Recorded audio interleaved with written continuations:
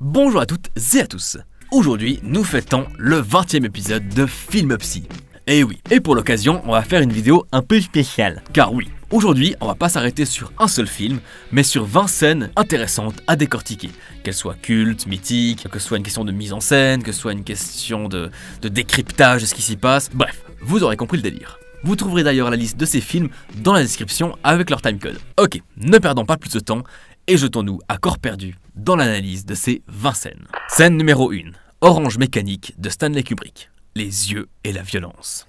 Orange Mécanique traite comme sujet principal la violence de la société et comment guérir la dite violence. C'est ce que représente le personnage de Alex. Agressif envers absolument tout et tout le monde, il sera incarcéré et on lui fera subir de nombreuses expériences afin de le calmer, voire d'annihiler ses pulsions. Et l'une de ces expériences sera de l'attacher face à un écran qui diffuse des images de violence, le tout surplombé d'une des seules choses pour lesquelles Alex a de l'amour, la musique de Beethoven, qu'il considère comme sacrée, intouchable. Cette scène qui a marqué le film, et les spectateurs, nous montre un Alex totalement terrorisé par ce qu'il est en train de vivre. Pour lui, il est insoutenable, impensable d'écouter cette musique tout en étant immobilisé face à des pareilles horreurs. Dans cette scène, on tente de guérir la violence par la violence. Kubrick nous propose alors l'interrogation suivante. Jusqu'où peut-on aller pour tenter de guérir le mal? Scène numéro 2, Star Wars épisode 2, l'attaque des clones, de George Lucas, l'ombre du mauvais présage. Vous ai-je déjà parlé de Star Wars? Eh bien, dans le temps d'écrire Star Wars épisode 2, car oui on l'oublie souvent mais l'attaque des clones a longtemps été considérée comme l'un des pires épisodes de la saga par les vrais fans. Ok j'arrête. On assiste au début de la chute d'Anakin Skywalker vers le côté obscur. Et le premier événement qui marquera son existence sera le décès de sa mère, qui mourra dans ses bras. Suite à quoi, il déclenchera sa colère sur les hommes des sables qu'il avait kidnappés. Mais la scène qui nous intéresse se passe juste avant cet événement. Alors qu'il est sur le point de partir retrouver sa mère, Padmé se trouve à ses côtés. Elle tente de le convaincre de rester, mais Anakin a déjà pris sa décision. Et ici, George Lucas nous apporte une jolie métaphore de la chute qui va commencer ce jour même, en projetant les silhouettes de nos deux personnages. Et surtout, on pourra y voir l'ombre d'Anakin prenant la forme de son futur, celle de Dark Vador, annonçant les événements à venir. Scène numéro 3, A History of Violence de David Cronenberg, Deux visages. Dans ce film, on suit la vie paisible de Tom Stall. Il vit sa petite vie en tant que chef de restaurant et en bon père de famille. Mais tout ceci n'est en fait qu'une façade, puisqu'il est un ancien tueur à gages répondant au nom de Joey et qui se cache en jouant un rôle depuis de nombreuses années. Et dans la scène qui nous intéresse aujourd'hui, un ancien acolyte vient le retrouver et le confronte à la réalité. Face à son fils, Tom n'a plus le choix et doit se montrer tel qu'il est, Joey. Et c'est ici, en quelques secondes, avec un jeu admirable de Viggo Mortensen, que la transformation s'opère face au spectateur. En direct, Tom devient Joey dans une fluidité exemplaire. Scène numéro 4. Citizen Kane de Orson Welles, l'ombre anonyme. Comme beaucoup de grands classiques du cinéma, j'ai mis beaucoup de temps avant de visionner Citizen Kane. Et j'ai souvent été déçu par les films qu'il faut absolument avoir vus. Mais dans le cas présent, vraiment, Citizen Kane est assez ouf. Bref, tout le long du film, on suit un journaliste qui tente de retracer la vie de Charles Foster Kane, richissime éditeur de journaux. Et là, on ne va pas parler d'une scène en particulier, mais plutôt d'un gimmick de mise en scène. Pendant une bonne partie du film, je me disais, mais merde, il est pas bien éclairé ce film, j'arrive même pas à voir le journaliste, le personnage principal quoi. Et c'est là que je me suis dit, mais non, il n'y a que le personnage principal que je ne vois pas bien. Et bim. Cette idée de mise en scène est là pour représenter le fait que le journaliste ne sert que de fil conducteur au récit. Si on comparait le film à un livre, le journaliste serait la couverture et Kane serait le personnage principal, car c'est bien de lui qu'on parle dans le film. Le journaliste, tout le monde s'en fiche, il reste dans l'ombre, un anonyme qui parle d'une légende. Scène numéro 5, Old Boys de Park Chan-wook, de la baston en 2D. Dans Old Boy, on assiste à la vengeance de Oh Dae-soo, qui a été capturé pendant 15 ans sans qu'il sache pourquoi. Dès qu'il est relâché, il ne vit que pour une seule et unique raison, trouver qui lui a fait ça et tuer cette personne. Lors d'une de ses nombreuses péripéties, il devra faire face à un groupe d'hommes dans un sublime plan séquence, qui non seulement fait clairement référence aux jeux vidéo de baston en 2D, à la Street Fighter, mais qui, en plus, symbolise toute la volonté dont il fera preuve pour atteindre son objectif. Dans cette scène, il n'y a rien d'héroïque, pas de bravoure, juste de la violence à l'état pur. On trébuche, on rate ses coups, même les nombreux ennemis s'en mêlent les pinceaux. Le personnage principal chute, se relève, subit des blessures, continue à se battre dans une violence jouissivement réaliste. Mais il continuera d'avancer jusqu'au bout, contre tout, de gauche à droite, et donc dans le sens positif du récit, dans cet espace clos où il est tout seul face à l'adversité. Scène numéro 6. Breaking Bad de Vince Gilligan. Épisode 4 Days Out, le reflet du mal. Oui, on va aussi parler de série. Walter White apprend qu'il a un cancer du poumon et il souhaite laisser de l'argent à sa famille avant de mourir. Pour ce faire, il utilise ses connaissances en chimie afin de fabriquer de la méthamphétamine. Mais bon, j'imagine que la plupart d'entre vous ont déjà vu Breaking Bad. Tout ça pour revenir à la saison 2. À ce moment, Walter découvre les radios de son poumon et y voit une énorme tache sombre. Il se met alors en tête, sans avoir de préavis de la part de son médecin, qu'il n'en a probablement plus pour très longtemps et décide donc de faire une immense fournée avec Jesse. Et c'est ce qu'ils font. Pendant 3 jours consécutifs, ils vont cuisiner. Walter s'étant fait à l'idée qu'il va prochainement mourir, il accepte son sort et vit presque bien avec cette idée en tête. Finalement, le médecin de Walter lui expliquera qu'il est en très bonne rémission et que potentiellement, le cancer pourrait même totalement disparaître. Et on arrive enfin à la scène qui nous intéresse. Walter, seul dans les toilettes, juste après avoir appris cette bonne nouvelle, frappe violemment dans un sèche-main jusqu'à le déformer de toute sa rage. Et là on pourrait se demander... Mais pourquoi? Walter s'était fait à l'idée qu'il allait mourir et qu'il pouvait donc se permettre de faire quelque chose de mal pour faire le bien autour de lui. Durant ces quelques jours, il s'est donné corps et âme à une cause qui lui semblait bonne. Il a accepté d'endosser un rôle qui n'est pas le sien, de devenir une autre personne. De Walter White, il est passé à Heisenberg. Comme pour incarner un héros qui se sacrifie sans rien attendre en retour. Et maintenant qu'il apprend que sa vie va certainement se prolonger, il se demande s'il a fait le bon choix. Il a peur de devenir quelqu'un d'autre, de perdre tout ce qu'il essaye de protéger. Sa rage explose jusqu'à déformer son reflet dans le sèche-main. Il se voit alors lui-même changé par ses propres actes. Un nouveau lui qui ne pourra certainement plus se satisfaire de sa vie d'avant. Scène numéro 7. Interstellar de Christopher Nolan. Tic-tac.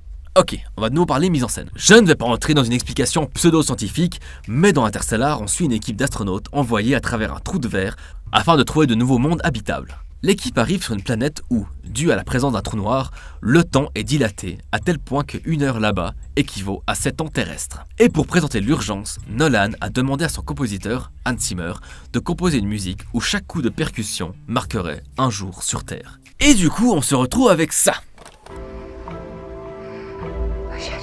Oh shit.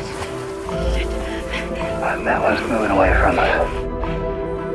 Une idée brillante de mise en scène qui, une fois remarquée, marque l'urgence de la situation. Scène numéro 8. Inglourious Basterds de Quentin Tarantino. Une fumée vengeresse. À la fin du 6e film de Quentin Tarantino, Shoshana parvient enfin à prendre sa revanche en incendiant le cinéma dans lequel se passe une soirée avec le gratin nazi. Le tout en projetant un message de sa part sur grand écran. Et là, dans cette violence, au milieu des flammes, on peut apercevoir son visage irradié de joie alors que sa vengeance bat son plein. Au final, elle combat la violence par la violence, dans une rage démesurée, presque démoniaque, comme son visage fou se dessine et se déforme à travers la fumée, les flammes et le sang. Scène numéro 9. Lost de J.J. Abrams, le backgammon du destin. Je vous ai dit qu'on allait parler de série, et je pouvais décemment pas passer à côté de ma série préférée, dont je défendrai toujours la fin. Mais bref, là on ne parle pas de la fin, au contraire, on va s'attaquer au premier épisode de ce monument. Dans cette scène, John Locke parle à Walt du jeu du backgammon, et cette démonstration n'est ni plus ni moins qu'une métaphore claire et nette de tout, absolument tout, ce qui va arriver par la suite. Deux côtés, un sombre, un lumineux, Jacob et son frère, 2 adversaires, et au milieu d'eux, John Locke, que chacun va tenter d'amener à sa cause. Scène numéro 10. A Silent Voice de Naoko Yamada. La fuite du regard. Ishida, un jeune garçon, embête quotidiennement la jeune Nishimiya, une fille sourde qui vient d'être transférée dans sa classe. Le phénomène prend de l'ampleur et toute la faute lui retombe dessus. Après un nouveau transfert de Nishimiya, il devient le nouveau bouc émissaire de la classe et finit par s'isoler totalement, développant alors une phobie sociale qui ne fera que s'accentuer avec le temps. Et là où la mise en scène devient intéressante, c'est que pour représenter ses anxiétés et son manque de contact avec les autres, la caméra, entre guillemets, se place en vue subjective de Ishida. Et c'est là qu'on s'aperçoit qu'il ne regarde jamais les gens dans les yeux. Seuls leurs pieds sont visibles la plupart du temps. Qui plus est, afin d'accentuer encore plus le manque de relations, des sortes de croix de papier sont ajoutées sur les visages des autres personnages. Croix qui ne tomberont que lorsqu'il osera enfin s'ouvrir aux autres. Scène numéro 11. Fargo, saison 1. Des frères Cohen. Épisode Morton's Fork. le regard de la bête. Dans la saison 1 de Fargo, on suit entre autres le terrifiant Lord Malvo. Cet assassin froid et calculateur se cache constamment derrière des masques, de nouvelles identités, afin d'atteindre ses objectifs. À la fin de cette première saison, alors qu'il est blessé, on le voit regarder un loup à travers une fenêtre, juste avant qu'il ne se fasse tirer dessus à 3 reprises. Et alors qu'on le croit mort, il adresse un dernier regard digne d'une bête sauvage, les babines ensanglantées, une férocité à l'état brut. On pourrait presque croire qu'il est sur le point de sauter sur sa victime pour la mordre jusqu'au sang. Dans ce regard, on voit pour la première fois qui il est vraiment, sans ses masques de civilité polie, une bête assoiffée de sang, représentée par le loup. Et c'est d'ailleurs assez drôle de remarquer que la métaphore du loup reviendra en saison 3 pour symboliser le tout aussi terrifiant Vargas. Scène numéro 12, Arnaque, crime et botanique, ou Lock, Stock and Two Smoking Barrels de Guy Ritchie. Un nom irréfutable.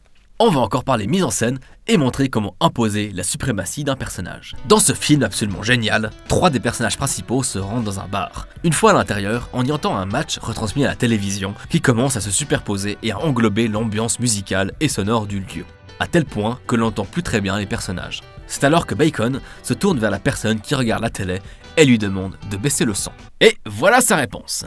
Yeah, get rid of that. Bring the Diet Coke. Excuse me, can you turn that TV down?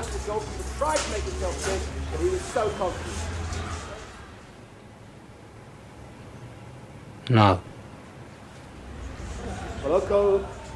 Vous l'aurez noté, le son monte encore et encore jusqu'à ce que ce non incontestable impose un silence total de toute l'ambiance sonore. La sobriété du mouvement du personnage, le dialogue concis, démontre toute son assurance et ne laisse aucune place à la discussion. Scène numéro 13, Magnolia de Paul Thomas Anderson, les grenouilles de l'Union. Magnolia nous raconte plusieurs récits, tous interconnectés de près ou de loin par les différentes relations entre les personnages. Toutes ces histoires se déroulent en moins de 24 heures et simultanément.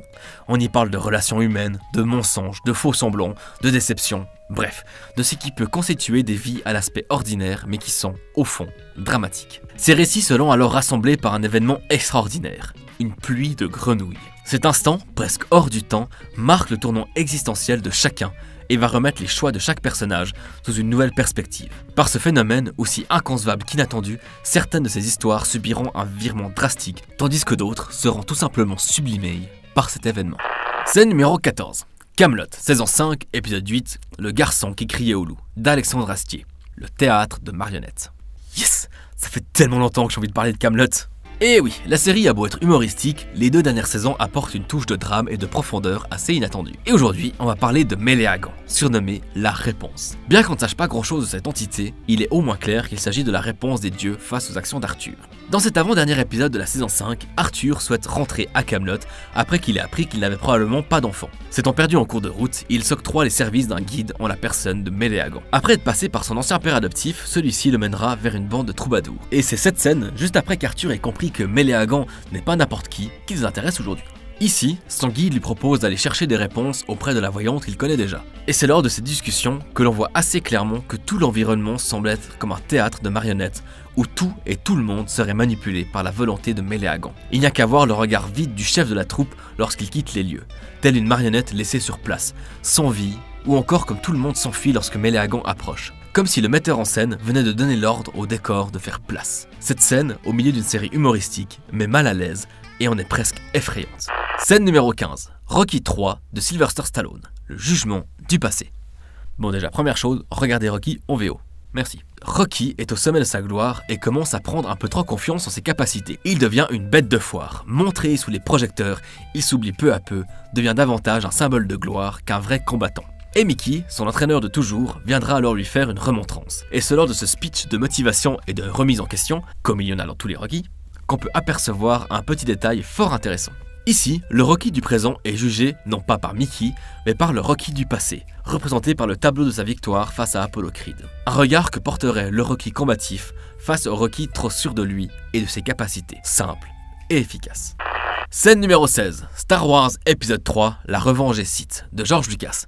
La chute de la République. Dans l'épisode 3 de Star Wars, on assiste à la chute de la République et à l'avènement de l'Empire. Et une scène représente extrêmement bien tout ce phénomène. Yoda se rend vers Palpatine, tout juste nommé empereur, afin de l'éliminer. Leur duel débute tout d'abord dans la chambre du politicien, avant de monter vers le toit et de se poursuivre au sein même de la salle du Sénat. À cause de cet affrontement, de nombreux dégâts seront à déplorer, alors que cette salle, censée être un lieu de paix, d'échanges pacifiques et de compromis, se transforme en un champ de bataille enragé. La République d'autrefois devient peu à peu ruine, une chute de cette paix millénaire pour l'avènement d'un empire maléfique. Scène numéro 17, La La Land de Damien Chazelle, une ouverture qui résume le film. Alors oui, j'ai déjà parlé de La La Land dans une précédente chronique, mais j'avais pas eu le temps de m'arrêter sur l'extraordinaire scène d'ouverture. Tout simplement, celle-ci résume le film dans son entier. Alors que des gens sont coincés dans des embouteillages pour, certainement, remplir des obligations professionnelles, on y voit ces mêmes personnes rêver à d'autres vies, à la liberté, sous le signe de la musique. Une ode au rêve et à l'imagination, à oser sortir des cadres imposés par une société de profit. Un véritable cri du cœur, où tout le monde se permet d'être soi-même, où l'on peut déchaîner ses passions créatives avant de revenir à la réalité, en retournant dans ces cases représentées par les voitures. Cette scène symbolise l'entier du film qui joue constamment entre réalité et ressenti. L'imaginaire où tout est beau, coloré, vivant, et qui est malheureusement contrebalancé par une réalité parfois trop terne. Scène numéro 18, Better Call Saul de Vince Gilligan, la symbolique du porte-gobelet. Un peu plus tôt on parlait de Breaking Bad, maintenant on va s'intéresser à la série spin-off qui se concentre sur le personnage de Saul Goodman, ou plutôt Jimmy McGill. Alors qu'il a obtenu sa licence d'avocat, Jimmy ne parvient quand même pas à devenir un vrai professionnel. Aimant beaucoup trop jouer avec les limites de la légalité, il ne se plaît pas totalement dans ce métier, même lorsqu'il trouve une place dans un bureau prestigieux. Ce même bureau lui offrira une voiture de fonction, symbolique même de la professionnalisation, d'une place stable et juste. Bref, carré. À plusieurs reprises, Jimmy s'énervera dans cette voiture car son mug ne rentre juste pas dans le porte-gobelet. Ce mug portant l'étiquette deuxième meilleur avocat au monde représente Jimmy tel qu'il est vraiment, son fort intérieur. Car il a beau ne pas être le parfait avocat, il reste très bon à l'aide de ses magouilles. Et au bout d'un moment, submergé par sa colère, Jimmy arrache purement et simplement le porte-mug. Par cette action, il ne détruit pas vraiment le système professionnel dans lequel il se trouve, mais il impose plutôt sa présence, sa patte. À cet instant, il décide de rester lui-même et de ne pas se perdre. Il cesse de se forcer à rentrer dans le moule, mais force le moule à se façonner à son image. Il imposera sa façon d'être et les autres n'auront pas d'autre choix que de l'accepter. Scène numéro 19. H2G2, le guide du voyageur galactique, de Garth Jennings, l'insignifiance terrienne. Première chose, regardez H2G2. Ou lisez les bouquins. Au milieu de cette comédie de space opéra, on a quand même le droit à quelques idées de mise en scène excellentes. Et celle sur laquelle je veux revenir, c'est la séquence de destruction de la Terre au tout début du film. Alors que l'humanité entend l'annonce de la destruction de sa planète, tout le monde se met, en toute logique, à paniquer. Un unisson de cris de terreur et d'agonie se fait entendre, avant de passer au cri unique de notre personnage principal, Arthur Dent. On passe alors de l'échelle humaine à l'échelle de l'homme, ce qui rend l'angoisse encore plus personnelle et palpable. Son hurlement, accompagné d'une musique apocalyptique, diminue alors qu'on s'éloigne de la Terre tout en augmentant l'effet dramatique par un crescendo saccadé qui suggère l'ampleur grandissante de l'événement. Cette surenchère finit par perdre toute substance et nous montre l'insignifiance du moment. Ce qui devait être l'apothéose de l'angoisse humaine n'est qu'absurdité et comédie à l'échelle universelle. Toute cette tension retombe presque comme un soufflet et on a tout juste l'impression de voir une bulle éclater en silence. Scène numéro 20, Whiplash de Damien Chazelle. Changement de rôle. Dans ce film, on suit Andrew Miles, jeune batteur qui rentre au conservatoire dans la classe du tyrannique mais perfectionniste Terence Fletcher.